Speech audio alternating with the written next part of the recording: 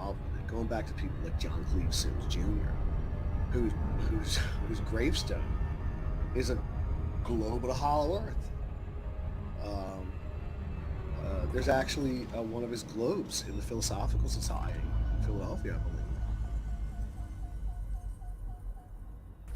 So, he used to travel around and give lectures about the hollow earth. This was a thing. This was the thing people did. And they were doing it in all seriousness. This is the time of people printing pamphlets and giving lectures. And that laid the foundation for what comes along in the 70s, where you still got people, I'm sure, printing newsletters. And, these things kind of going around in, like, zines. Lane Teague says, Secrets of the Ice, what does it mean to the Crop Circle song? Yes, the Crop Circle song, everybody. That's a good one. Jared Centerfold says, yeah, Pete, like a flash-frozen Nephilim society, perhaps. Yeah, it could be. I did a video about it. That's one component of this whole Antarctica thing. That's one component of it. Like, and I like the real fanciful, far-out lore. That's what I like. I like the Nephilim stories. I like the Secret City stories. The Ark of Gabriel stories. Real convoluted, crazy stuff. It's great. It's great. It's captivating. It's absolutely captivating. It is something that you can really sink your teeth into and get all spun out in the lore of it. And it becomes part and parcel associated with Hollow Earth to the same extent that the Betty Barney Hill case relates to UFOs. It's just part of it. It's like part of the fabric of it.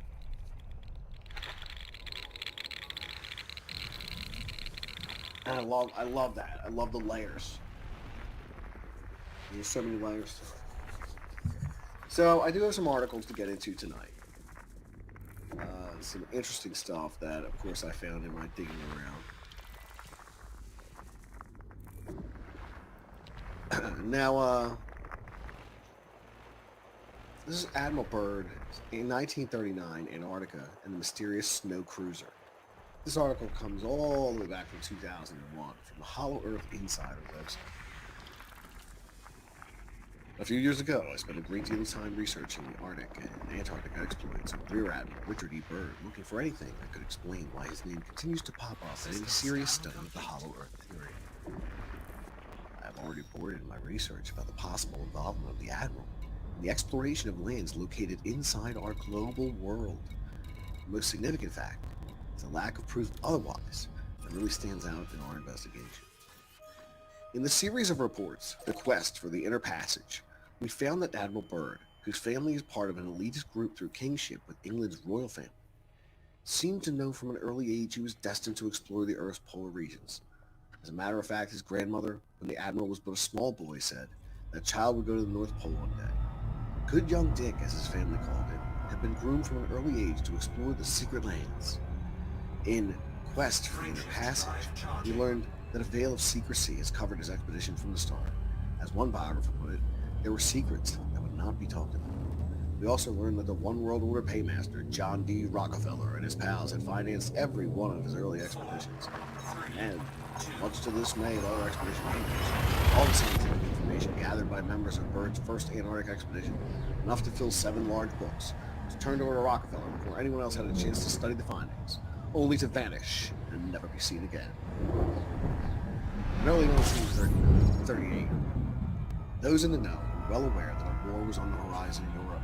The German leader was beginning to flex his muscle as he launched a massive expansion of Germany's borders. On September 23rd, Charles A. Lindbergh, who had been living abroad since the kidnapping of his infant son in 1932, wrote a letter to the United States ambassador to Britain, Joseph Kennedy, in which he stated, "I'm convinced that it is wiser to permit Germany eastward expansion than to throw England and France unprepared into the war at this time. Britain cannot win a war in Europe, even with U.S. aid." Germany had been bankrupt since 1931, and their trade balance showed a trade deficit of 432 million marks. An expansion and build-up of war materials was putting additional strain on the German pocketbook. Financial woes were all pushed aside to finance the expansive expedition that was then in the planning stages. An expedition that was important to the Reich hierarchy for reasons which are kept secret to this very day. On a winter night in 1938, the German research ship Schwabenland cast off the dock in Hamburg, destination Antarctica. Aboard, accompanying the ship's hand-picked crew, were some of Germany's top airmen, technicians, oceanographers, biologists, meteorologists, and earth scientists, all members of the first German Antarctic expedition in 1938 and 39. The people who made up the costly Antarctic expedition were under secret orders not to divulge their mission, the purpose of which is little known today. Enter Admiral Richard E. Byrd. On Saturday, July 8, 1939, Americans across the country opened their morning newspapers to the front page story, not unlike the one from the New York Times quoted below. President directs speed on Byrd trip. Washington, July 7. President Roosevelt moved today to prevent possible extension of Germany's claims to Antarctic areas into the Western Hemisphere by directing Rear Admiral Richard E. Byrd to leave in October to territory within the sphere of influence of the Monroe Doctrine. It is apparent that the government was prepared to take the position, if necessary, that any attempts by foreign powers to establish bases west of the 180th meridian in the Antarctic be considered an unfriendly act. If the $340,000 appropriated by Congress for the expedition permitted, Admiral Byrd said he would outfit 3 ships. His own ship would be the Bear of Oakland, which is to undergo a careful inspection in Boston. He said he would lend it to the government after a new engine had been installed. As we can see from the above, the major confrontation between American and German forces seemed to be a very real and present danger in Antarctica in 1939.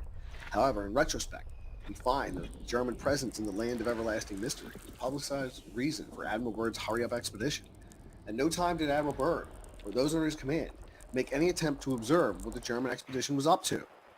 In fact, if you look at a map of Christoph Friedrich's well-documented study of the German expedition, it will show that neither in 38 or 39, nor subsequently in 47 and 55, did any expedition in Antarctica did Americans come anywhere close to lands claimed by the Germans.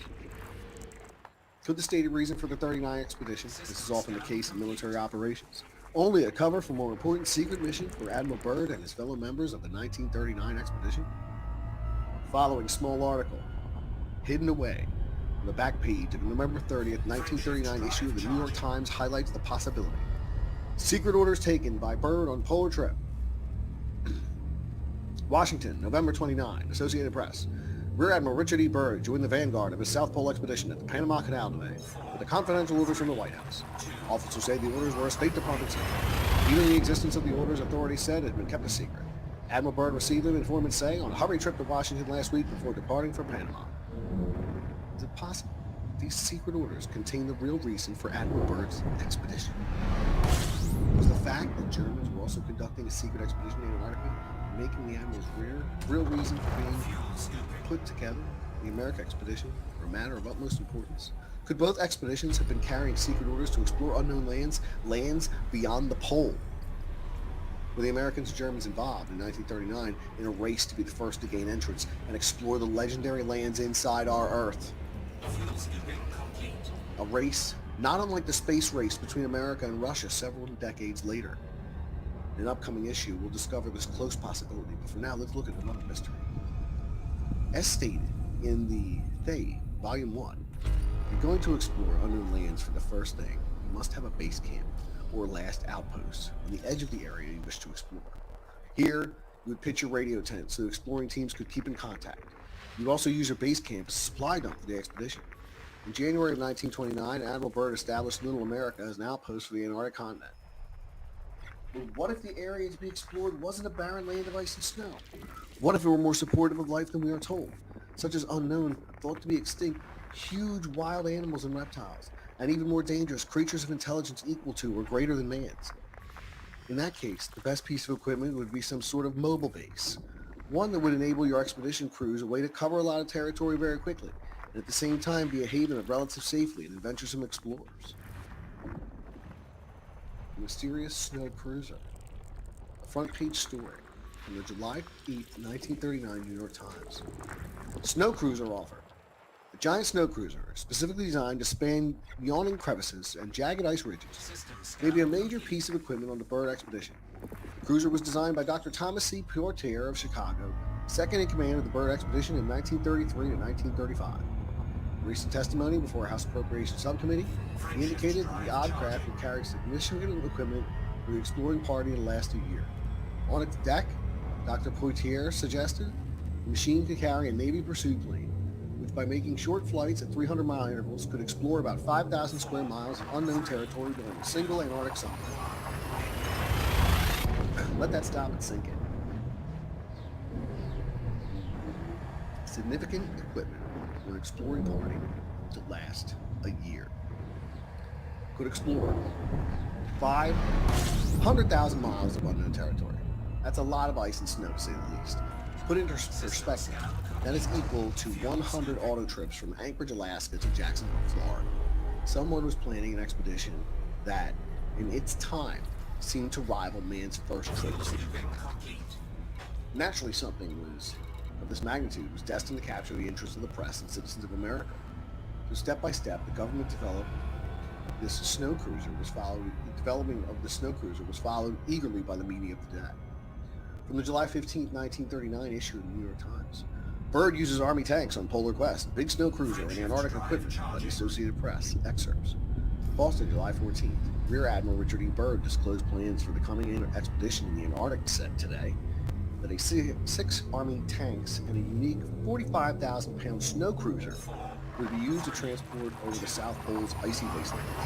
The snow cruiser would carry 4 men and a plane and be extremely mobile and easy to manipulate in the difficult conditions found in Antarctica. I found the next significant mention of the snow cruiser in the August 2nd, 1939 issue of the New York Times on Weather Services. The Society section. Giant tires soon ready-made in Akron for Antarctic trip. It will weigh 1,900 pounds. Chicago, August 1st, Associated Press. The Armor Institute of Technology said that the first of the giant tires for the ice cruiser of the government coming Antarctic expedition will be taken from its mold at the Goodyear Tire and Rubber Company's plant at Akron, August 9th. Harold Vackenborg, director of the Armor Foundation, said that the 10-foot tire, each weighing 1,900 pounds, will be the largest ever manufactured. Not to be outdone, many of the nationally read popular magazines at the time also ran their own stories, complete with drawings and diagrams of the giant vehicle.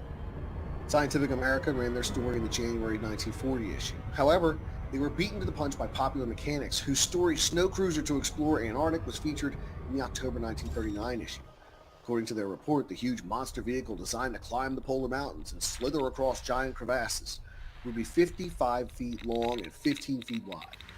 The power would be supplied by two 200 horsepower diesel engines that would be connected to generators to furnish power for driving, for radio, electronic stoves, heat, and a machine shop. The giant cruiser would be controlled by one man who would be in the second floor cabin. The Popular Mechanics article continued to describe the vehicle. Below the driver is the repair shop.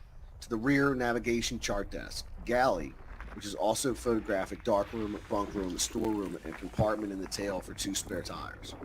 The cruiser will have a 5,000-mile range and will travel at from 10 to 30 miles an hour under conditions except severe blizzards. An automatic gyro pilot may be installed to hold the cruiser on any set course. Front and rear wheels steer independently so that the Antarctic bus can turn in a 30-degree radius or shift sideways at a 25-degree angle. Scientists will measure thickness of ice with the geophysical seismograph, making gravity determinations and meteorological observations, survey unexplored Antarctic, and study the aurora, terrestrial magnetism, meteors, and other phenomena. Cruiser equipment will cost $150,000. That's in 1939 dollars. Popular Mechanics article also reported that the Navy biplane, which carried a 7-inch lens mapping camera, was rigged atop the cruiser in such a way as to be hauled to its perch by winch or launched on the snow in 10 minutes. As the plan moved full bore ahead, with their plans, the public was taken along for the trip through the pages of newspapers across the nation.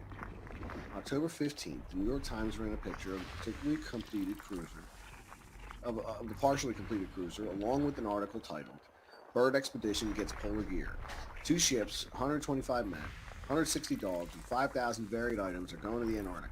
5 planes to be taken. 3 tanks and a snowmobile are aid to work. Departure set for early next month." Boston, October 14. Great Antarctic expedition in history, both in numbers and accessories, is being assembled here for what may be a tortoise-like race with the German scientists for minerally rich South Pole areas. A century after the first United States Antarctic expedition, This second government finance group will be directed by Rear Admiral Richard E. Byrd, who twice in the last decade has led his own expeditions into the land where nights are 4 months long. Delayed a month, the expedition hopes to leave November 1st, reaching its destination when harbors are ice-free and, if possible, ahead of parties reportedly organizing in Germany and other countries. Once finished, the snow cruiser was driven from the factory in Chicago to the dock in Boston, supported by a police escort that halted traffic along the highways in 20-mile stretches so the huge machine could pass. Thousands of people followed its progress in newspaper articles and radio reports. Many stopped along the route and made a special trip to try and catch a glimpse of the giant machine. Sorry, I'm off my place. By October 28, 1939, the cruiser was well on its way to Boston, but not without mishap. From the October 29, 1939 issue of the New York Times came the following report. Byrd snowcraft founders in creek. 35-ton, 60-foot cruiser hits an Ohio bridge and plunges off-road into water. Lima, Ohio, October 28th. A giant snow cruiser struck a bridge near Gomer about 10 miles from here and stumbled into a stream. The machine dove its nose several feet below the surface of the water while the rest of it was left spanning the stream. It would be several days before the huge machine could be raised from the Pine Run Creek around the trip resumed. Everywhere it traveled, the strange-looking vehicle made headlines. Byrd snow cruiser startles Bay traffic. Snarls traffic and crawling over the Berkshires. Special to the New York Times. Boston, Massachusetts, November 30th. The Antarctic snow cruiser, most tenacious road hog ever to invade New England, steered a leisurely bouncing course today, as over the Berkshires from Pittsfield to Farmington, causing the greatest traffic jam in Massachusetts history. One letter to the editor, obviously from someone who had been caught up in the movement of the huge craft halfway across America, published in the November 14, 1939 New York Times, stating that the snow cruiser is a thing that has to be seen to be believed. Once seen, it makes one happy as well as proud to know that soon it will be traveling the Antarctic continent, where it cannot hold up to 70,000 motor cars and create a 90-mile traffic jam as it did in Massachusetts on Sunday. Then, on the November 15, 1939 New York Times headline many have been waiting for. Cruiser aboard Byrd ship to Sedale. Snowmobile is lashed to deck, and North Star prepares to leave Boston at dawn today. Settlements projected. Expedition chief proposed ice habitation for 5 or 6 years to clinch discovery claims. In January 1940, as reported in the January 19th issue of the New York Times, the closely watched, well-documented machine arrived in Antarctica. Byrd's cruiser in the Antarctic crash. Bouncing Betty narrowly escapes disaster, leaving ship in the Bay of Whales. Special to the New York Times. Washington, January 18th. A narrow escape from disaster in moving the Byrd Arctic snow cruiser from the ship to the ice at the expedition's landing place in the Bay of Whales. Amid a welter of flying splinters and broken planks, the gigantic snow cruiser lumbered safely ashore tonight from the Antarctic service ship North Star. The cruiser, kept on the move once all 4 of her 10-foot wheels reached treacherous bay ice alongside the ship. Remaining at the controls, Dr. Thomas C. Poitier of Chicago drove her a full mile from the ship before coming to a halt. As we can see from the documentation, the snow cruiser was the star of Admiral Byrd's 1939 Antarctic expedition. System scan complete. For months, Americans had read every tiny detail about the progress of manufacturing the beast. The delivery was like the coming of a circus parade, and those close enough or lucky enough to travel to the publicized routes lined the highways as the celebrated vehicle passed by. In fact, the snow machine was featured in every newspaper headline concerning the preparations for the 1939 Antarctic expedition. But after the outpost on wheels was reported to have made it safely to the mysterious continent, the mystery begins. From this point now on, the snow cruiser's never mentioned again. I've spent many hours searching through back issues of newspapers and magazine indexes. After that final report, nothing. Once again, as with any investigation into Byrd shenanigans in the polar regions of our globe, a lead I was following had vanished like a puff of smoke. It was as though the snow cruiser never existed. What happened to the monster machine and the data it was designed to gather? Could it and a hand-picked crew, once unloaded, have gone off on a mission of their own? A mission so secret that it has not been talked about even to this day. One final newspaper article might hold a couple of clues. The May 15th issue of the New York Times carried a lengthy article detailing Admiral Byrd's report on the findings of the 1939 United States Antarctic Service expedition. The admiral reported the expedition achieved much more than he thought possible, including the discovery of 900 miles of unnamed coastline that explorers had been seeking for hundreds of years. In the lengthy interview, but never mentioned in the snow cruiser, even a stranger, what was apparently, In a lengthy interview, he never mentioned the snow cruiser. Even stranger was that apparently he was never asked.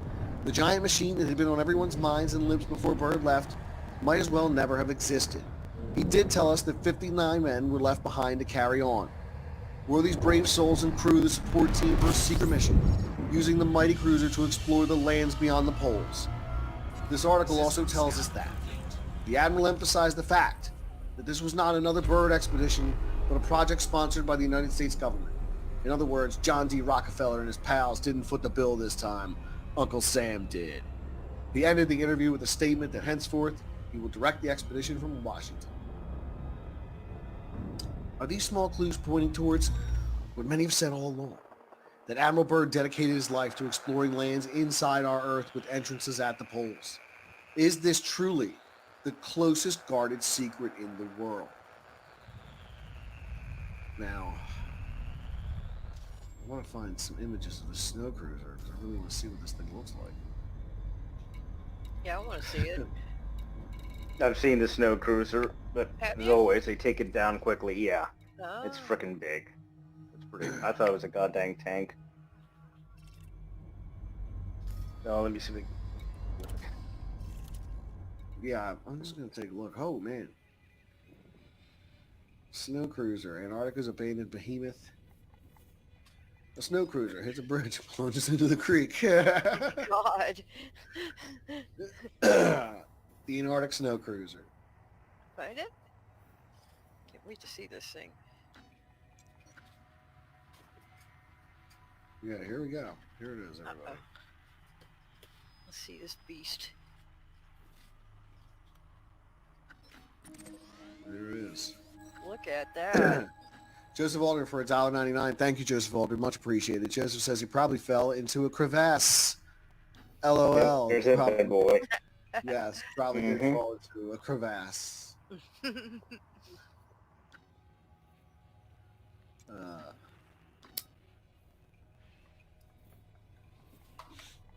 Yeah, so there are videos on YouTube about this. This is the first I'm ever hearing of this. So Me this has been too. very interesting. Like, I've never heard about this behemoth of a beast of a machine before. No. Is that somebody standing by one of the wheels? I don't believe so. What? Okay. I mean, you can see the, like, where you sit, the size of the windows. I mean, it is massive. Yeah, I'm gonna get you formation of tanks, but again, questionable location where it's coming from. Well, I mean, I'm assuming one of those wheels on the side is taller than a human. An average size human, right?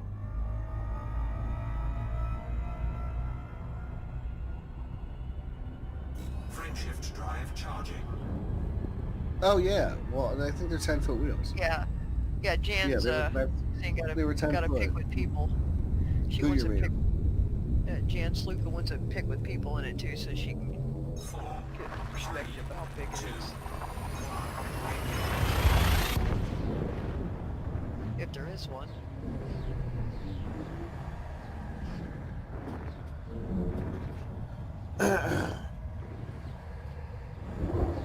So, yeah, I mean, this is a monster of a thing here. Fuel scooping. You know, it's quite a large craft. Did not realize that such a thing was ever constructed for this purpose. What happened to it? What became Fuel of it? scooping complete. And I'm seeing some people in the chat saying they discovered it in a glacier. It was Wow. abandoned. Nah, they built it, didn't they? Look at it.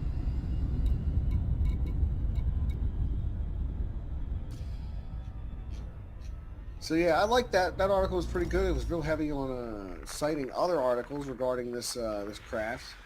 Whether or not this craft itself was designed for another secret mission. What if it was designed to go towards the inner Earth? Well, what if? What if it made that trip and on its return trip this when it was abandoned? Mm-hmm. Yep. True. I can't see them. I linked you in a using it. Yeah. private chat the article. It's also got a YouTube video attached to it, but it's kind of interesting. There's a picture too. Formation of tanks. There's a picture where Allegedly. they have it on a ship, All disclaimers. and it sort of turns sideways, and it's going, from like port to starboard. It's like looks like it's hanging over on each end of this big ship. Did you see those, Pete? No. I was ready to move along here. Okay. Yeah, thank you. So I wanted to see what time it is because I'm saving the best for the end of the show. We're actually going to go through Admiral Byrd's secret diary and read what's in it. Because I think that's the thing. I don't know if a lot of people have read it. I don't know if a lot of people have known what the passages are in it, but I've got that information. Juicy. So we'll save that for the end of the show. That's how we'll go out tonight on the end of that information. So I want to give you guys an idea about this whole Hollow Earth thing and how this relates to Admiral Byrd. And to do that, I need to share with you a diagram of the Hollow Earth. You might have seen this famous image, and I kind of want to put this on a coffee cup, honestly.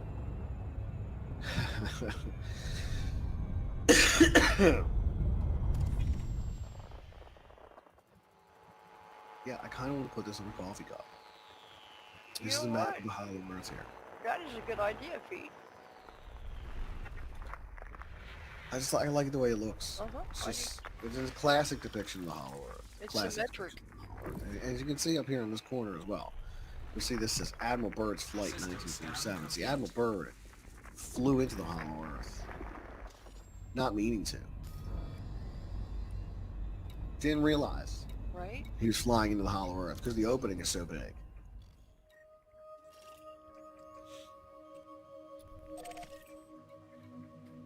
So yeah, and that's what I mean. As you can see, Agartha down here. Yeah.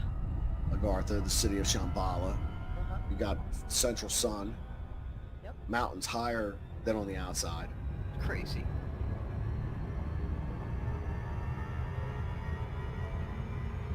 Different entrances located around the world. The Darrow Caves with stolen saucers. And you'll remember those from the talk of the Darrow and the Tarot as it regards to the Shaver Mysteries. The video I made a couple years ago, very short one, but it does delve into that information if you're interested in that. Shaver Mysteries, pretty interesting stuff. Ray Palmer was editor of the magazine. Richard Shaver was the author of a 10,000-word manuscript about his extremely strange encounters with the Darrow and the Tarot underground in the Hollow Earth. King Solomon's Mines, the Pyramid of Giza, where you find man-made tunnels that go to the Hollow Earth.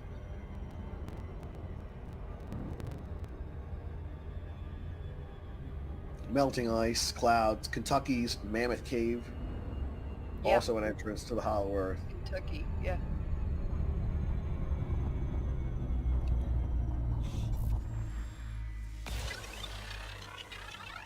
Also an entrance in Brazil.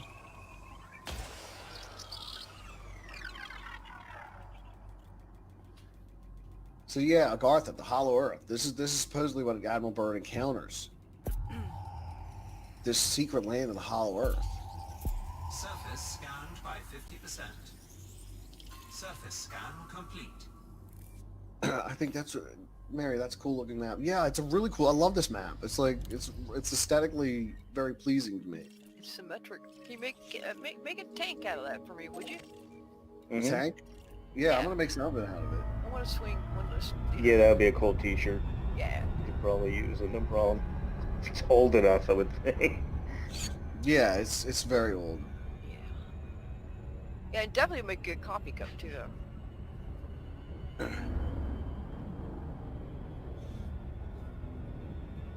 Forever Conscious Research Channel. How you been? Good to see you.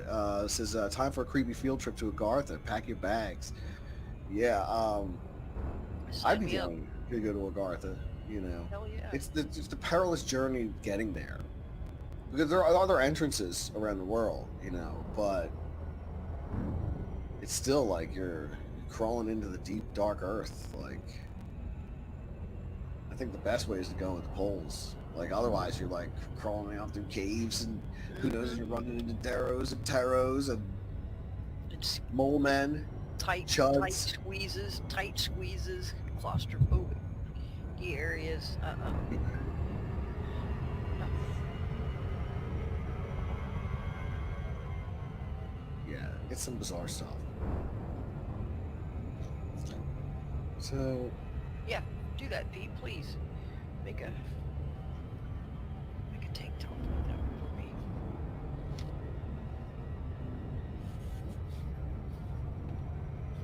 you know, I do have some other information here. Let's see how this is. Or better get a tote. A tote, an Agartha tote. Yeah, that'd be cool. Agartha tote bags. I'm even thinking a pillow at this point. I feel like I should. Every time I think of the tote bags, I just think of like a PBS pledge drive, and Well, I mean, they're useful. Yeah, they would pimp those out for the $100 donations and higher. Yeah, they're useful Yeah. though, and they're really not that pricey. If I remember, I think they're only like about $20 or something like. They're not that pricey on Teespring, so you always use a tote. I'll see if this is big enough. I don't know if the dimensions are going to be big enough, but Right. I'll see. I I'll try. understand. If it works, like, otherwise, this is the biggest one of these I've ever seen. It's, That yeah, doesn't mean it's going to be big enough for me to right.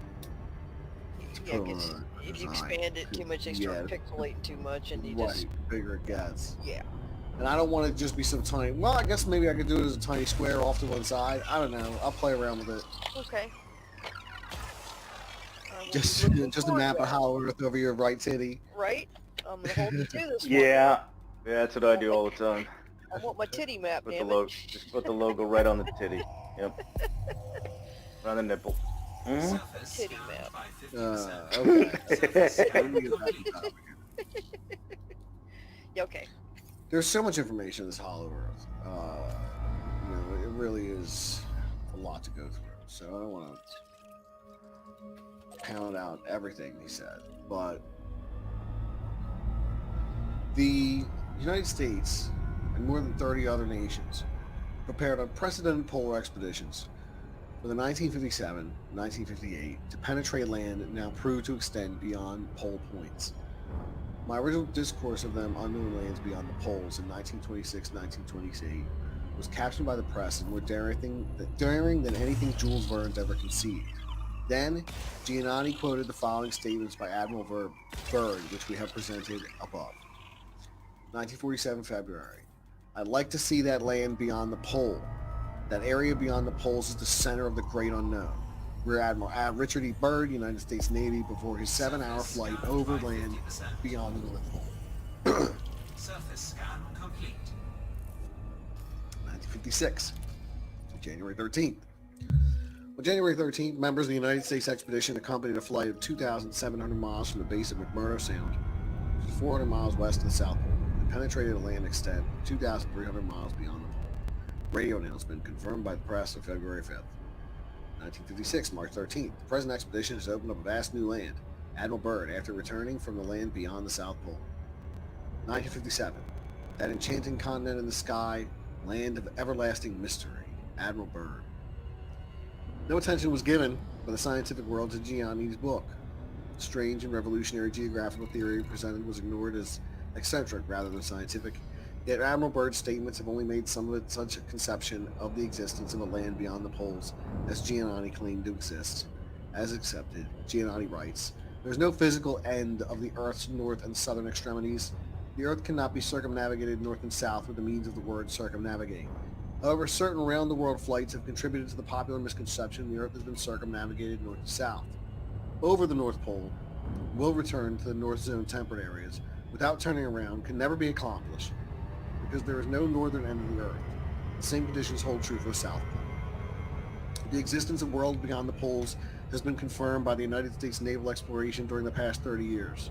Confirmation is substantial.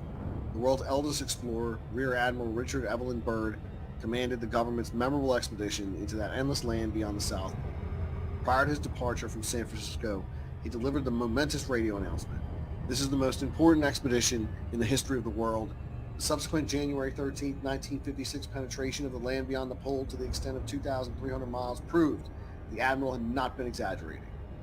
Commenting on Giannotti's statements about the possibility of going straight north over the North Pole and reaching the other side of the world, which would be the case if the Earth was convex rather than concave at the pole, Palmer writes in his magazine Flying Saucers. Many of the readers stated that commercial flights continually cross the pole and fly to the opposite side of the Earth.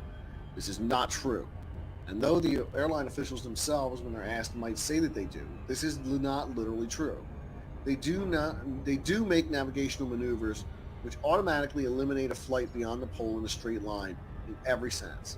Ask the pilots of these polar flights, and when they come to an exact point, name one transpolar flight on which you can buy a ticket which actually crosses the North Pole. Examining the route of flights across the North Pole area, we always find they go around the pole or to the side of it and never directly across it. This is strange. Surely a flight advertised as passing directly over the North Pole would attract many passengers who would like to have that experience. Yet strangely, no airline offers such a flight. The air routes always pass on one side of the pole. Why? Is it not possible that if they went straight across the pole, instead of landing on the opposite side of the Earth, the plane would go to that land beyond the pole, the center of the great unknown, as Admiral Byrd called it? Palmer suggests that such an expedition that travels directly north and continues north after reaching the North Pole Point, which he believes is the center of the polar concavity and not on solid land at all, should be organized, retracing Admiral Byrd's route and continuing onward in the same direction until the hollow interior of the Earth is reached. This apparently was never done, in spite of the fact that the United States Navy in its archives has a record of Admiral Byrd's flights and discoveries.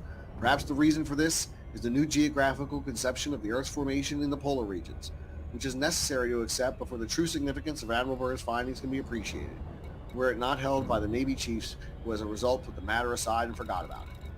The above statement by Palmer that commercial airlines do not pass over the North Pole seems reasonable in light of the new Soviet discoveries in relation to the North Magnetic Pole, which was found not to be a point, but a line, which we believed is a circular line, constituting the rim of the polar concavity, so that any point on this circle could be called the North Magnetic Pole, because here the needles of the compass dip directly downward.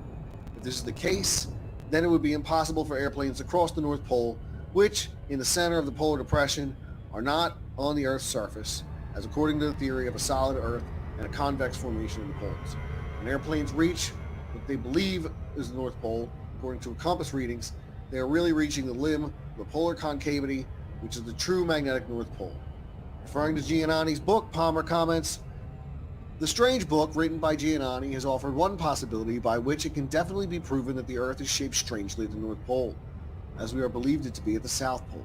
Not necessarily with a hole all the way through, but like a donut which has swelled so much in cooking that the hole is only a deep depression at each end, or like a gigantic auto tire mounted on a solid hub with recessed hubcaps. No human being has ever flown directly over the North Pole and continued on straight. Your editor thinks this should be done and done immediately. We have planes to do it. Your editor wants to know, for sure, whether such a flight will wind up in any of the countries surrounding the North Pole, necessarily exactly opposite the starting point.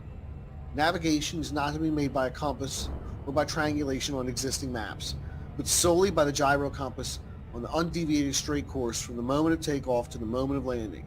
And not only a gyro compass in a horizontal plane, but one in a vertical plane also, after one enters the polar opening.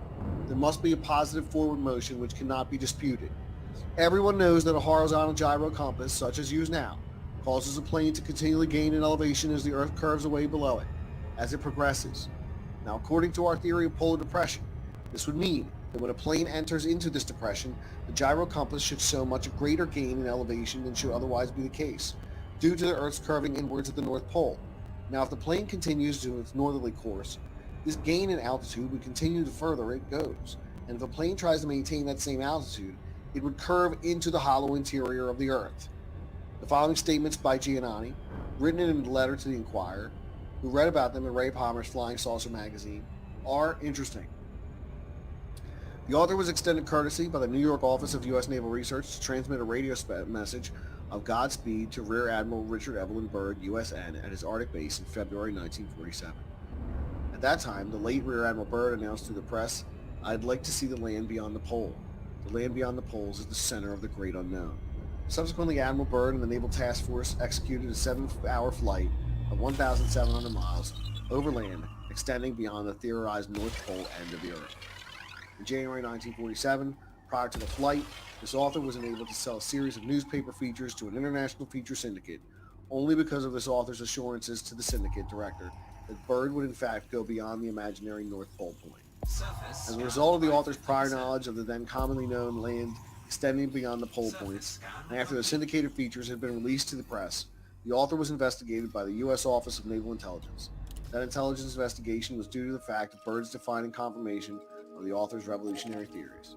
Later in March 1958, the author delivered a radio address in Missouri expressing the importance of the discovery of land beyond the imaginary North and South Pole points of archaic theory. Speaking of reports of Admiral Byrd's February 1947 flight beyond the North Pole, which appeared in New York newspapers, Giannini comments, "These accounts describe Byrd's 1,700-mile flight of 7 hours over land in freshwater lakes beyond the assumptive North Pole ends of the Earth, and the dispatches were intensified until a strict censorship was imposed from Washington." Another American writer on flying saucers, Michael X., was impressed by Byrd's discoveries and came to the conclusion that flying saucers must come from an advanced civilization in the Earth's interior, whose outer fringes Byrd visited. He described Byrd's trip as follows. There was a strange valley below them. For some strange reason, the valley Byrd saw was not ice-covered as it should have been. It was green and luxuriant, and there were mountains with thick forests with trees on them, and there was lush grass and underbrush. Most amazingly, a huge animal was observed moving through the underbrush. In a land of ice, snow, and almost perpetual deep freeze, this was a stupendous mystery. When Admiral Byrd went into this unknown country, into the center of the great unknown, where was he? In light of the theory of Marshall Gardner, he was at the very doorway that leads to the Earth's interior, which lies beyond the pole. Both Alaska and Canada have had much more of their share of sightings of flying saucers in recent months. Why? Is there some connection with the land beyond the pole, that unknown territory inside the Earth? There must be a connection. If the flying saucers enter and leave the Earth's interior by way of the polar openings, it is natural they would be seen by Alaskans and Canadians much more frequently than they would by people in other parts of the world. Alaska is so close to the North Pole, and so is Canada. The above observations of a concentration of flying saucers in the Arctic regions corresponds to similar observations by Jarrold and Bender of the concentration in the Antarctic, when they are believed by flying saucer experts to have a landing base, from where they are seen to ascend and return.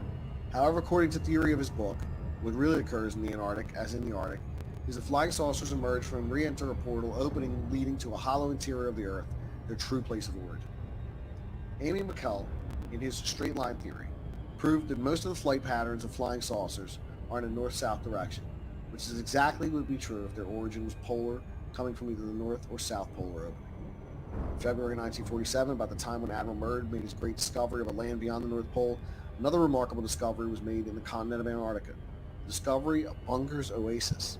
This discovery was made by Lieutenant Commander David Bunger, who was in control of the 6 large transport planes used by Admiral Byrd for the U.S. Navy's Operation High Jump. Bunger was flying inland from the Shackleton ice shelf near the Queen Mary coast of Wilkes Land. He and his crew were about 4 miles from the coastline where the open water lies. The land Bunger discovered was ice-free. The lakes were of many different colors, ranging from rusty red, green, to deep blue. Each of the lakes was more than 3 miles long.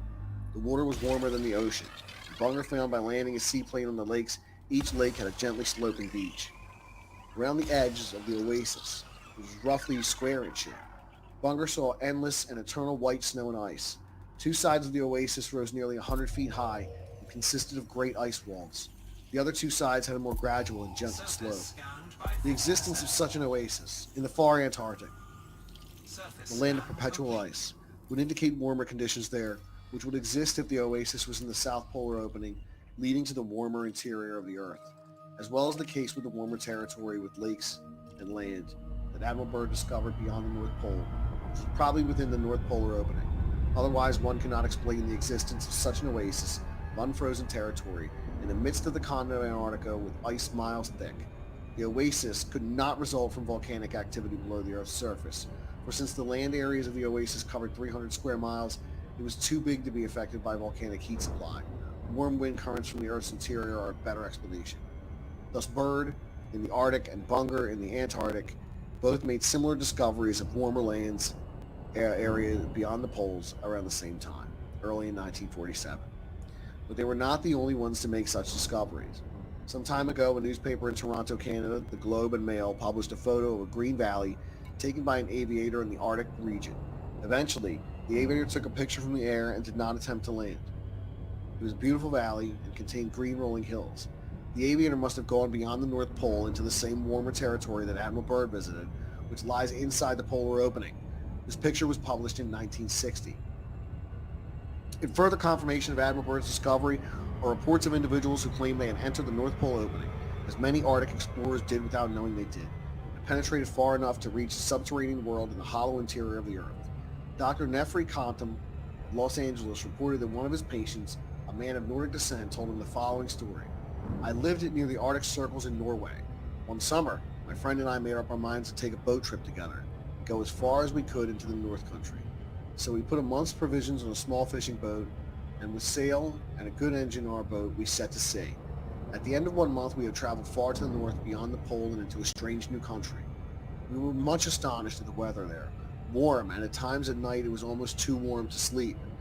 Arctic explorers who penetrated into the far north have made similar reports of warm weather, at times warm enough to make them shed their heavy clothing. Then we saw something so strange we were both astonished. Ahead of the warm open seas we were on, what looked like a great mountain, and into the mountain at certain points the ocean seemed to be empty. Mystified, we continued in that direction and found ourselves sailing into a vast canyon leading to the interior of the Earth. We kept sailing, and then we saw what surprised us, a sun shining inside the Earth.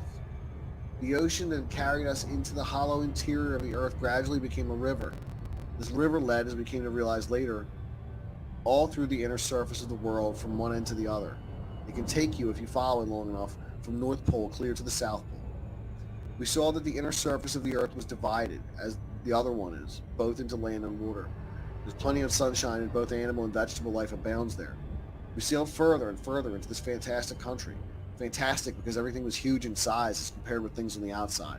Plants are big, trees gigantic, and finally we came to giants.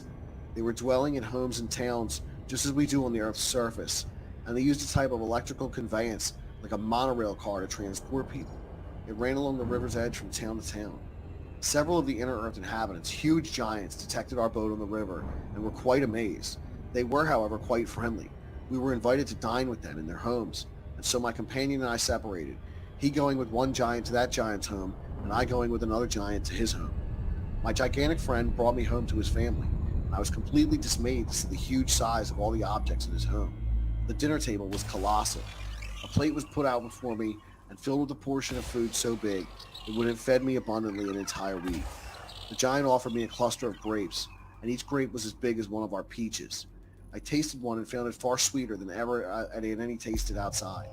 In the interior of the Earth, all fruits and vegetables taste far better and more flavorsome than those we have on the outer surface of the Earth.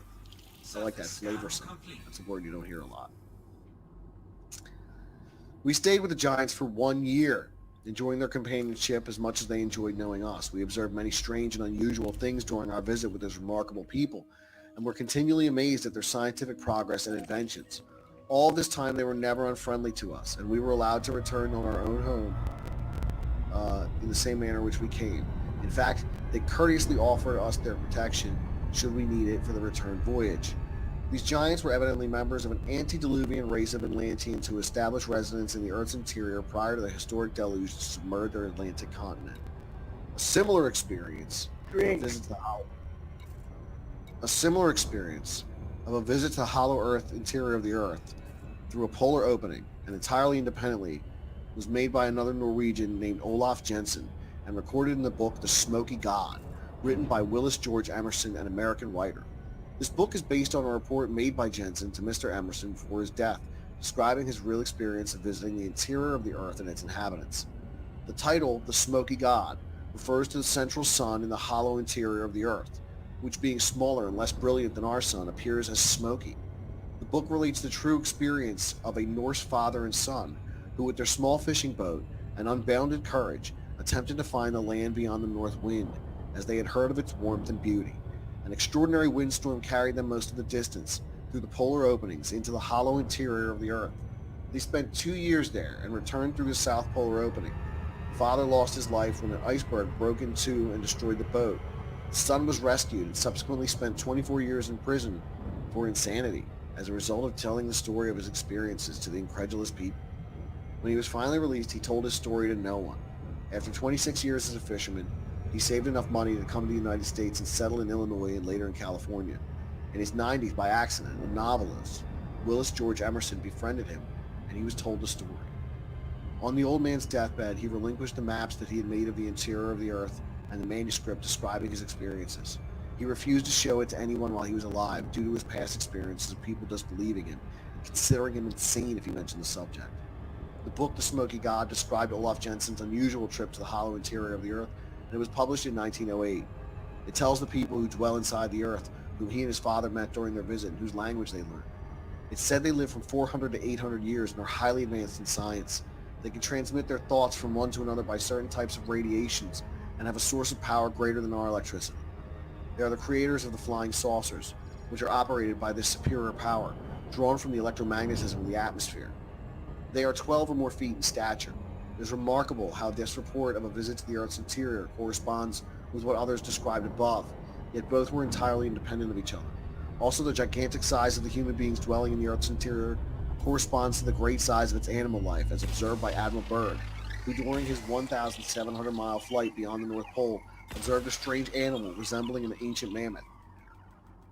We shall present later the theory of Marshall Gardner that mammoth found encased in ice, rather than being prehistoric animals, are really huge animals from Earth's interior who were not carried to the surface by rivers, and frozen in ice that was formed by the water that carried them.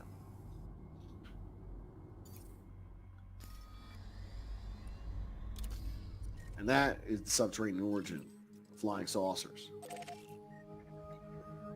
I love that story. Pretty good stuff. Pyramid 7, what's going on? Good to see you. I heard a theory that the Earth was flatter until the flood, which caused some type of folding in on itself. Who knows? I think the flood displaced so much of what the surface of the Earth probably looked like prior to the flood. Yeah. I don't think it was a Pangea situation, but I think that it dramatically altered coastlines. I think entire places sunk and other places were pushed up. Sure. Definitely caused a lot of erosion, that's for sure.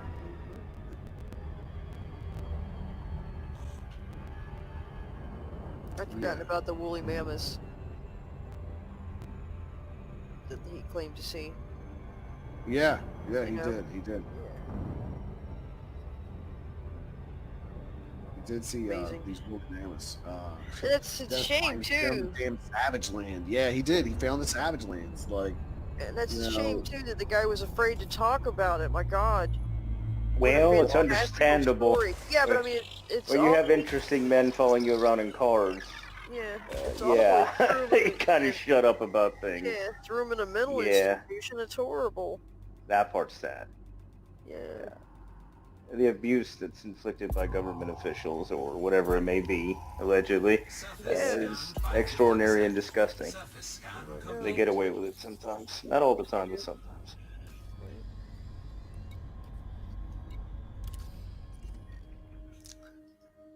So we've been at this for an hour now. So I think before it gets too late, we should talk about Admiral Byrd's secret diary. Please. Yes, absolutely. So Admiral Byrd's secret diary, as it is. Admiral Richard E. Byrd's diary from February to March 1947.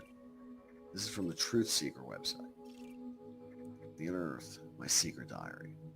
the exploration flight over the North Pole. I must write this diary in secrecy and obscurity. It concerns my Arctic flight of the 19th day of February in the year 1947. There comes a time when the rationality of men must fade into insignificance and one must accept the inevitability of the truth.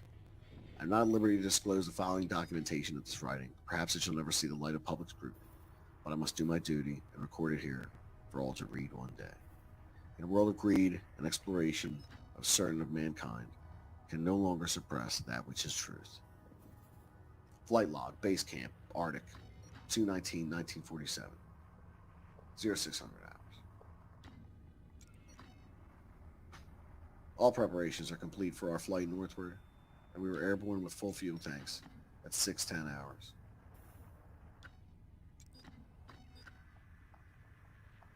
Oh, 0620 hours. Fuel mixture on starboard engine seems too rich. Adjustment made at Pratt Whitney's are running smoothly. 0730 hours. Radio check with base camp. All is well. Radio reception is normal. 0740 hours. Note slight oil leak in starboard engine. Oil pressure, shear indicator seems normal, however. 0800 hours. Slight turbulence noted from easterly direction and altitude 21 feet. Correction to 1700 feet. No further turbulence, but tailwind increases. Slight adjustment of throttle control. Aircraft performing very well now.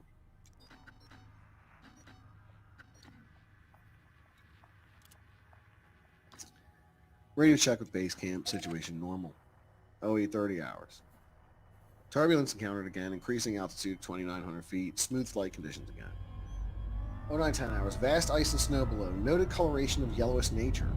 A disperser in the linear pattern. Altering course for a better examination of this color pattern below. Note reddish and purple color also. Circle this area below 2 full turns and return to assigned compass heading. Position check made again to base camp and relay information concerning colorations in the ice and snow below. They cross over a small mountain range proceeding northward as best can be ascertained. Beyond the mountain range is what appears to be a river with a valley with a small river or stream running through the center portion. There should be no green valley below. Something is definitely going here. We should be over ice and snow. On the port side are great forests growing on the mountain slopes. Our navigation instruments are still spinning. The gyroscope is oscillating back and forth. I alter altitude to 1400 feet and execute sharp turns to better examine the valley below. It is green with either moss or a type of tight-knit grass. The light here seems different. I cannot see the sun anymore. We make yet another turn, and we spot what seems to be a large animal of some kind below us. It appears to be an elephant. No, it looks more like a mammoth. This is incredible, yet there it is. Decrease altitude to 1,000 feet and take binoculars to better examine the animal.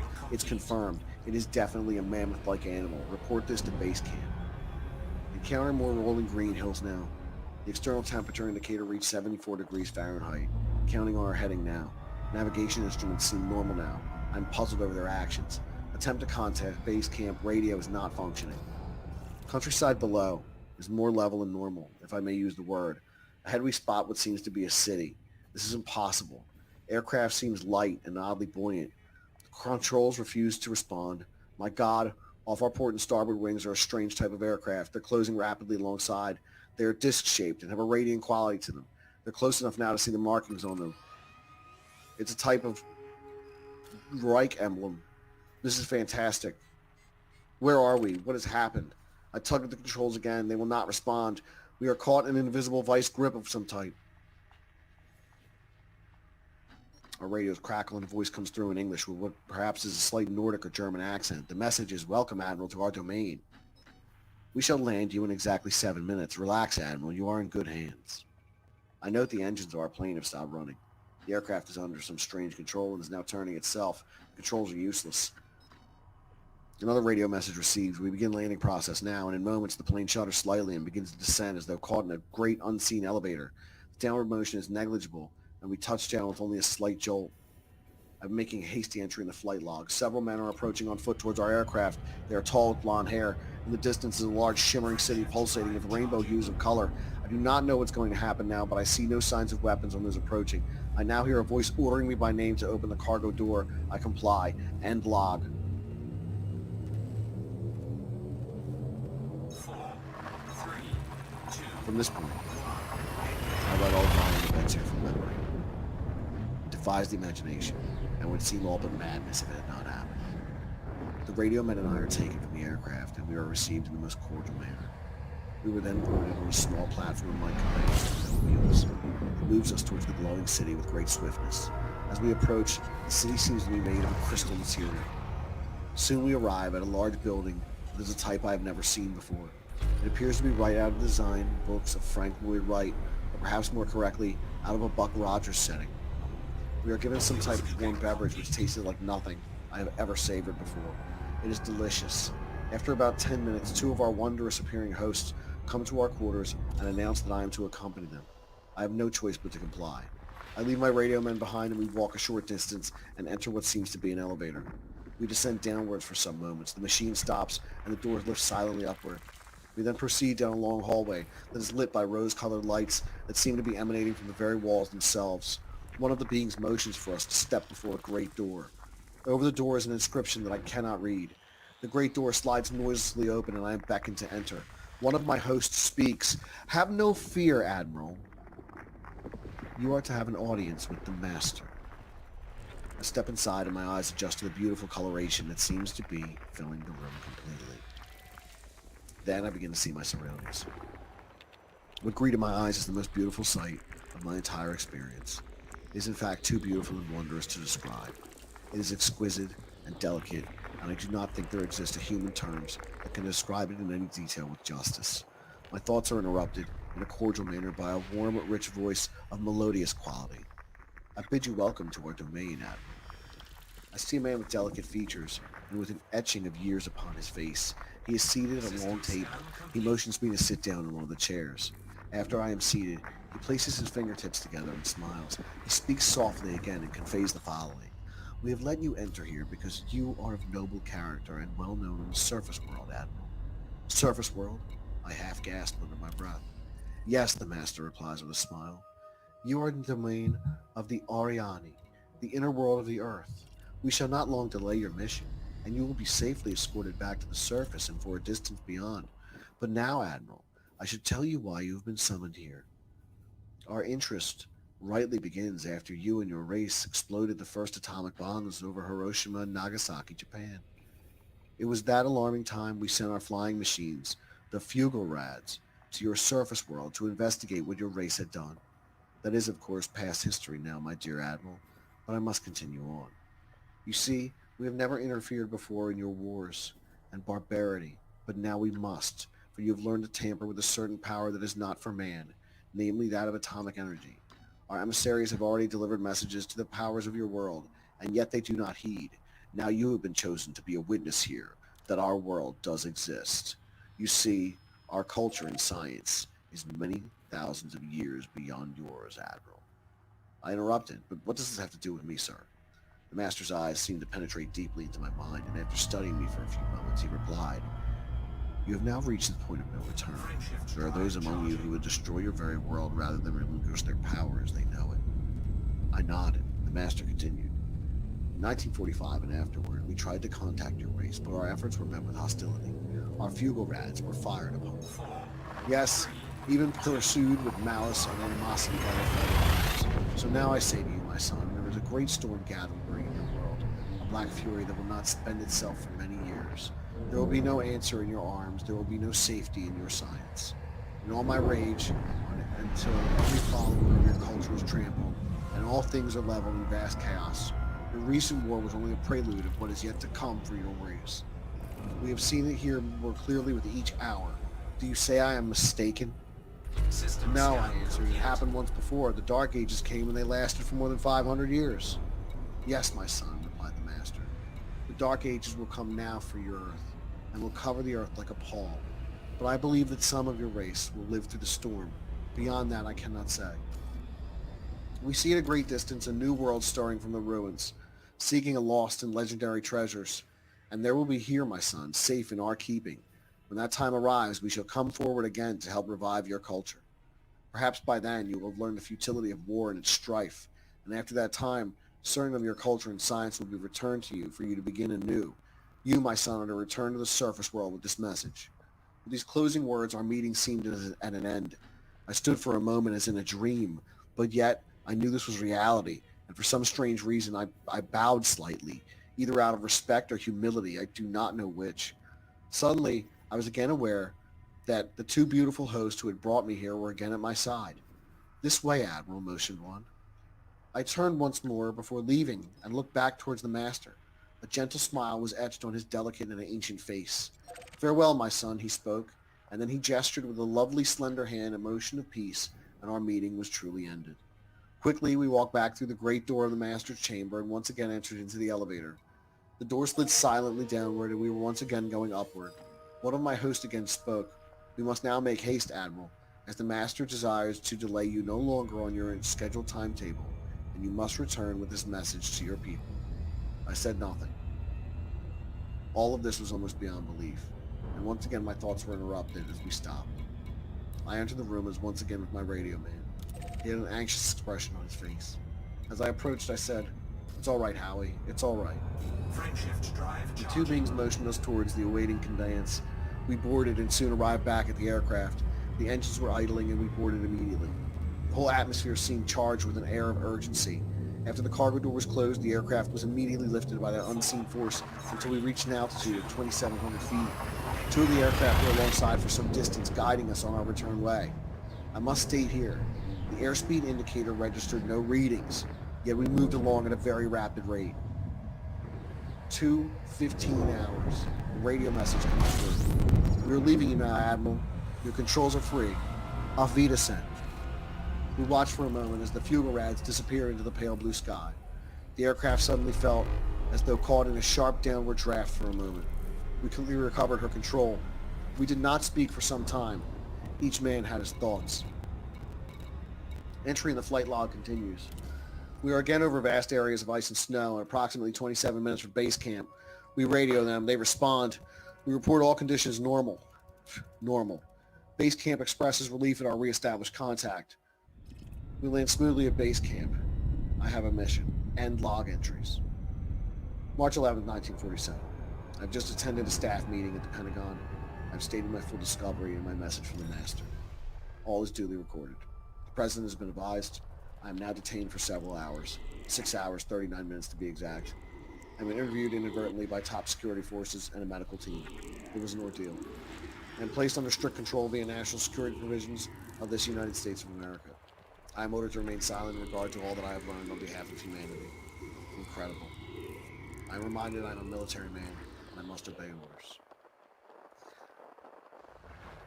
December 30th, 1956. Final entry. The last few years, elapsed since 1947, have not been kind. I now make my final entry in this singular diary.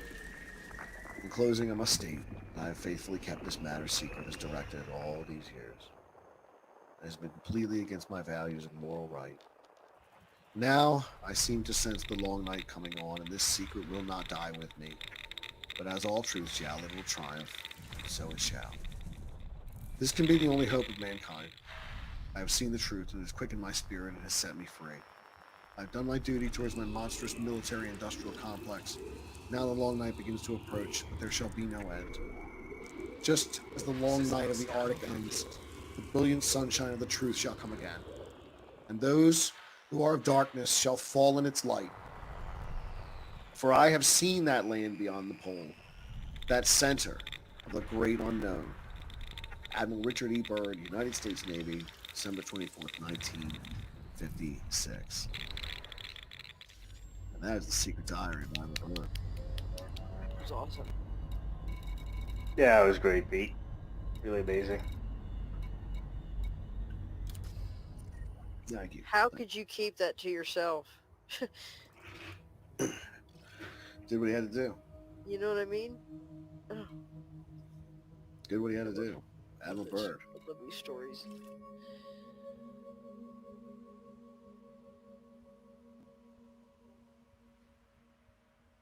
Amazing.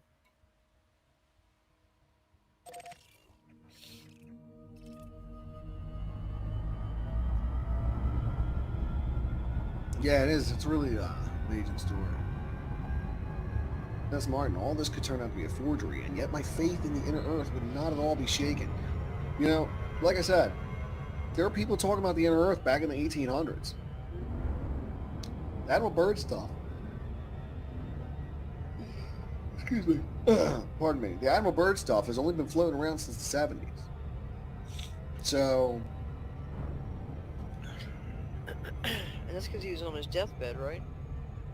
Yeah, he was going to take... He didn't want to take it with him. Yeah, thank God.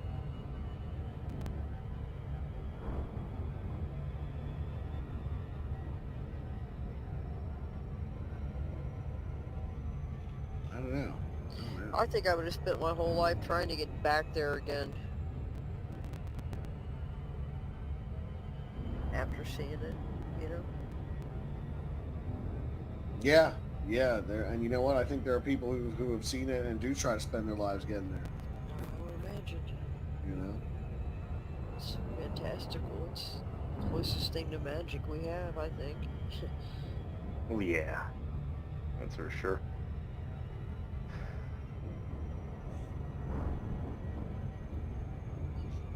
Giants, mammoths. A lot of man, interesting it's- stuff I mean, there. Yeah. Can you imagine seeing a woolly mammoth? As Edwards, Yeah. why was he still writing in his log while the events were taking place? And then after that, everything is from memory. Because Who they knows? told him to stop, didn't they? I would think so. No, he was writing when like they were coming up to his ship, like coming up to his Okay. aircraft. You know, And then the so, guy like went, here they come, and he's like scratching down in the log, like, oh fuck, here they come. Well, you know. well, what was it he says right before the last thing then he said this is the last entry, the rest is from memory? What was going on right then? He was talking to one of these people, right? No, he wasn't talking to them. He was writing in his flight log. Yeah, it's flight log, but then after he does this, when he says this is the last journal and the rest is from memory, what was going on right then? He was talking to one of the guys, right? The being. No, he said I make a hasty last entry in the flight log. Uh-huh. Several men are approaching on foot towards our aircraft. They are tall with blonde hair. Okay. In the distance, a large shimmering city pulsates with rainbow colors of hue. I do not know what is going to happen now, but I see no signs of weapons on those approaching. I hear now a voice ordering me by name to open the cargo door. I comply. End log. From this point, I write all the following events here from memory. Right. It defies the imagination and would seem all but madness if it not had happened. You probably saw a unicorn. Yep. Lizards. What happened? Mammoth's enough. Mm-hmm. Shit. It's amazing. I love this story. Oh, but why keep writing during an emergency? It makes no sense. Well, I mean... Well, because it happens sometimes. I know I've done that. Yeah, I think that he would probably not... It was either that or, you know, what's he going to do? Open fire? Who even knows if he's armed?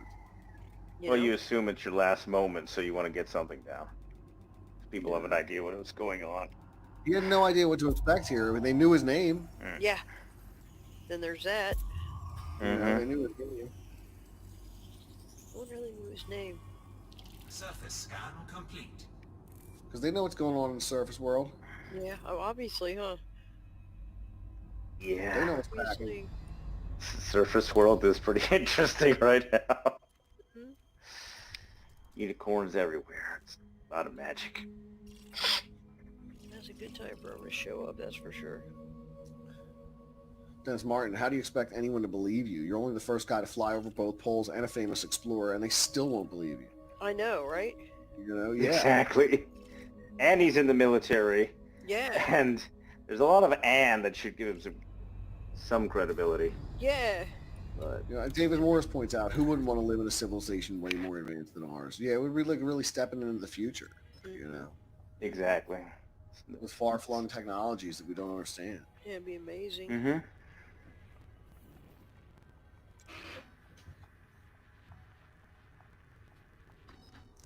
Yeah, that's great, Pete. Would you guys stop and write down in your diary while this is going down, really?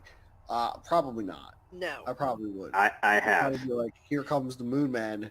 It's Yeah. all over for me.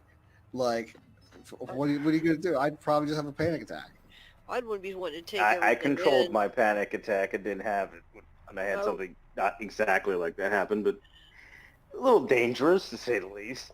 Just wanted to keep it fresh in my mind. And also, in case I fucking died, at least someone would have some record of the damn thing, possibly. Christopher Dockery points out that logs and journals were like cell phones back then. You know, really, logs, journals, letters, Yeah. like that's how people communicated, you know, like you're absolutely right. And that's a great point. So yeah, I mean, if it's like your last moments, you want to, I mean, I've wrote down everything that's going on so far. I might as well write this down. Like, here they come. Shit. You know, like, Here they come. like, here they come. They're coming now. I'm writing Yeah. this down as they're coming. They're coming for me. Dar. They It don't have reminds any me of that weapons. Monty Let's Python see what thing, happens. where it says, ah! It's a Monty Python scene. And then they run away. Pete's never seen him. I don't care for Monty Python. I like Monty Python. I always enjoyed it. Jay Carr points out, I'm only sold on the subterranean breakaway civilization aspect of the Hollow Earth. The Eastern mysticism throws a wrench in the works. Well, you know, they do meld the two together. And they try to do it seamlessly. You know, it is it's heavily influenced, you know, with Eastern mysticism. When you think about how there's various stories. Sometimes Agartha is floating in the ethereal plane above the Gobi Desert, you know. Other times it's in the Hollow Earth. Then Shambhala, that comes directly from Buddhism. Shift drive You charging. know. So yeah, I mean, you make a good point. And the subterranean breakaway civilization, that really does lend itself to the Darrows and the Taros and the Shaver mystery because they had that leftover technology from the people who created them. You know, the aliens that created the Darrows and the Taros left all the technology and they left it on the ground for the Darrows and Taros to take control of and use, and then they were in constant battle with each other.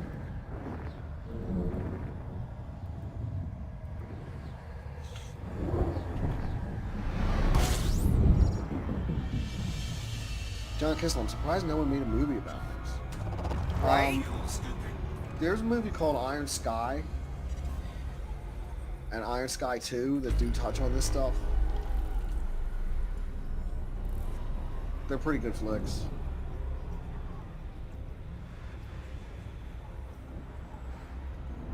Sneakabout points out if you're doing a survey for the military, you would write everything down. Tina threw up a link for the Shaver Mysteries in there. Thank you, Tina. Joy Carr says it's too big of a rabbit hole with the secret society aspect. I heard Shambhala is the past and Angartha is the future as far as these hidden worlds and the occult. Yeah, you know, and so much of it is tied into theosophy as well, you know.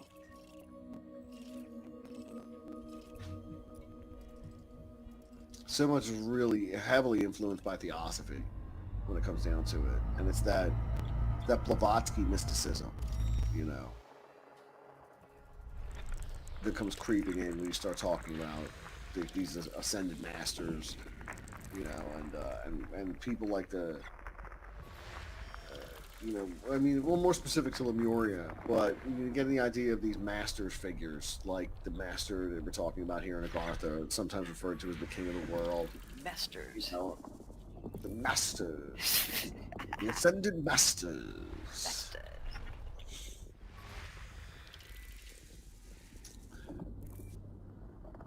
So yeah, it's interesting to talk. David Morris, think about it. He's real. His son, the Antichrist, is real. Satan is divided against Satan. I think we're really seeing some of this tech. Things are going to change. I can feel it back. I like the way you rhymed that there at the end, Dave. I think that was pretty good. Really nice, tied it together with a real nice bow. There you go. Who knows what kind of tech we're seeing now at this point? Like, I mean, when we look into these, you know, different encounters with these kind of craft, and we were talking about something the other night. Excuse me. Of them changing color, of them performing strange aerial maneuvers at breakneck speeds. Yeah. You know, so what is this kind of technology? And are these creatures, you know, demonic and not extraterrestrial? Or are extraterrestrial and demonic one and the same? Is there a tie together in there, you know? That would be And that brings in the whole religious aspect, the Yeah. idea of the flood and the flash freezing of Antarctica and the Nephilim. Like, how does a woolly mammoth just get frozen? Like, you're standing there with your food in your mouth and you're frozen? Yeah. Like, that's just by accident? Like, I guess that's just, you just frozen. Like, I was just standing here, now I'm frozen. It's crazy. You know, so does this happen over a slow period of time, or does this happen, Quick. you know, very quickly? And could we see if this flood have swept the earth clean, and then, you know, all this debris, this flotsam and jetsam is washed down to Antarctica and then flash frozen there within 2 miles of ice? Like, who knows if you got 30-foot giants, 60-foot giants frozen under that? Right? Giants that cannot die because they're not mortal and they're not celestial, but something in between. That'd be awful, wouldn't it? To be laying there just conscious, stuck. Yeah.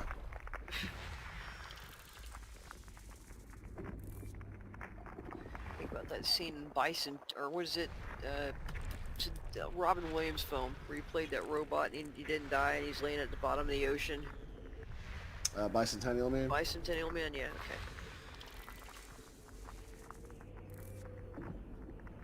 Never seen it. He was looking for something and it turned out to be like a statue or something and he finally finds it, but... Dennis Martin points out, I believe there is a connection between ET and the demonic. I think there might be some connection there too. I think you could be dealing with trans-dimensional beings. Yeah. You know? Yeah. And I always think too, because they say they're like, there's like supposed to be like different heavens, right? We get traditionally heaven is divided into layers. Right. So you think maybe we don't see them so much here because they can't come into this layer, you know, like just like we can't be underwater or we can't be out in outer space without something around us. Yeah. That's possible.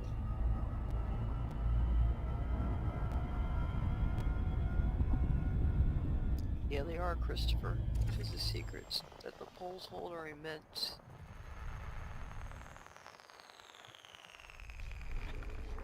System scan complete. Yeah, an island. Oh rock. my God! I've been digging into this one Antarctica story for months now. So much so that I decided I had to step away from it. There's just so much information I'm trying to boil down. So I'm working on a different topic now. I've started scripting a different video for you guys about a mysterious disappearance. The Antarctica one is going to be great, though, you guys. It's going to Well, be so good. I don't go selling home runs that I'm not going to be able to hit there, Tina. We're just going to make Everything a video about and see if Antarctica is people great. To me, see if people everything's like it. great. I love it. It's my favorite. Secrets in the poles, says Transcendent Cthulhu. There we go. Secrets in the poles. The crop circle song, everybody. Yep. Dude with the groovy moves and the nice hair. Well, thank you, Christopher. I appreciate that. S. Edwards, have I done Missing 411? We did Missing 411. You can find all of the old episodes on BitChute. I don't remember the exact date we did it, but if you scroll through all the BitChute stuff, you'll find it on there. We did Missing 411. I don't really plan on revisiting the topic because it's so damn depressing. And depressing, yeah. It really is. It's so depressing. Like it's really. I was watching videos about it. I watched the movies, and they're just like heartbreaking. Like it's people who they just lost people they care about, just vanishing into thin air. You know. Yeah. So it's really tough. It's a tough watch, man. It's a tough topic to cover. David Blight is collecting all that stuff. More power to him, man, because that's tough stuff. You got that one video, was it Nahani? The Nahani Valley, yeah. The Valley of the Headless Man. Yeah.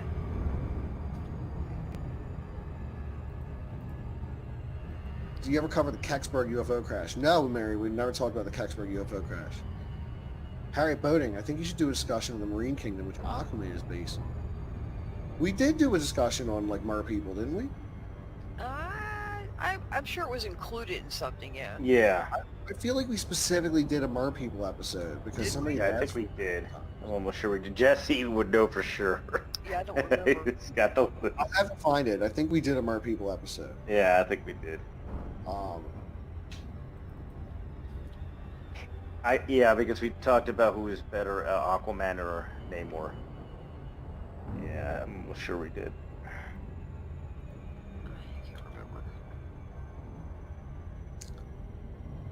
Yeah, but that's going to do it for tonight, everybody. I do appreciate you all tuning in here with us night after night, day after day, as we delve into the world of the weird.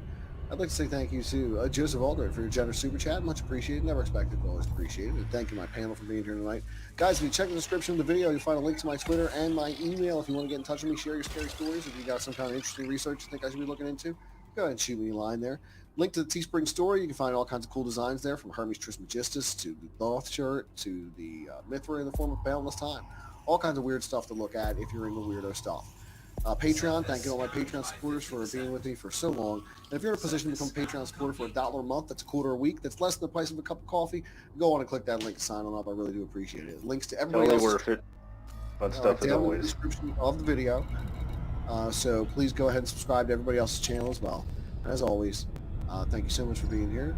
This has been a Creepy Little Book, and you've been listening to High Strangeness, the #1 late night paranormal podcast on YouTube. I've been your host, Pete. With me tonight were Tina Tomazuski and DJD of the DJD Show. And until tomorrow night, everybody, stay creeped out.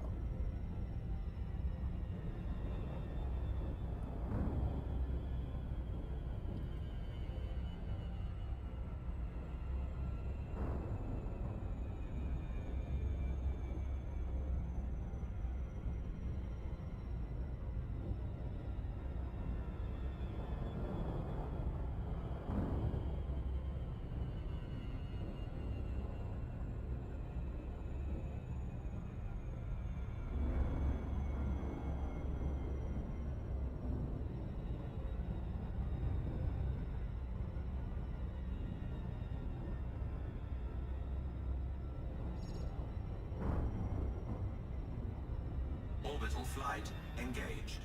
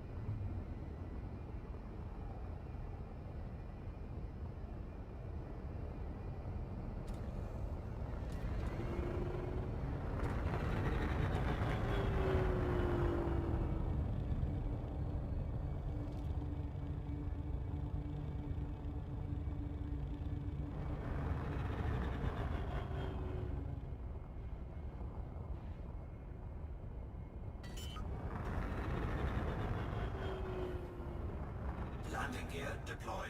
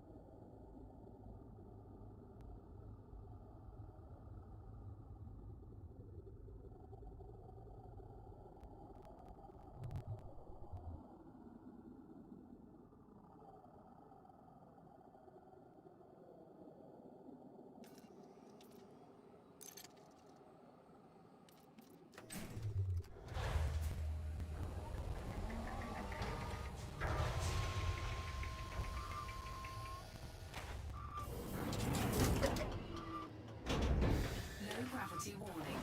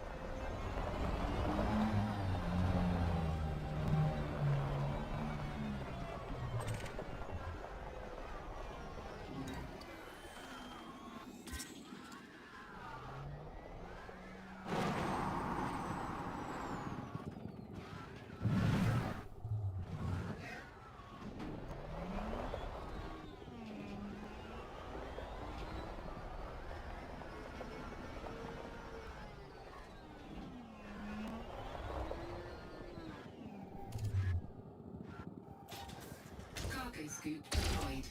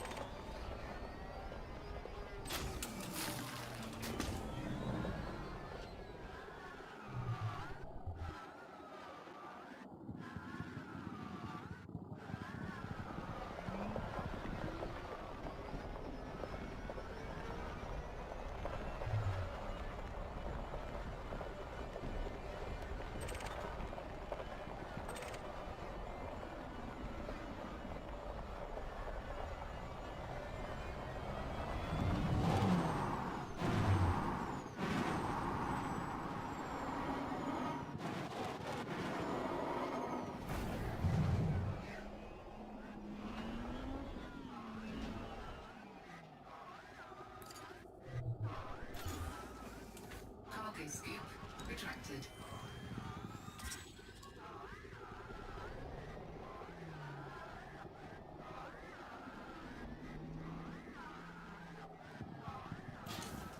Cargo scoop deployed.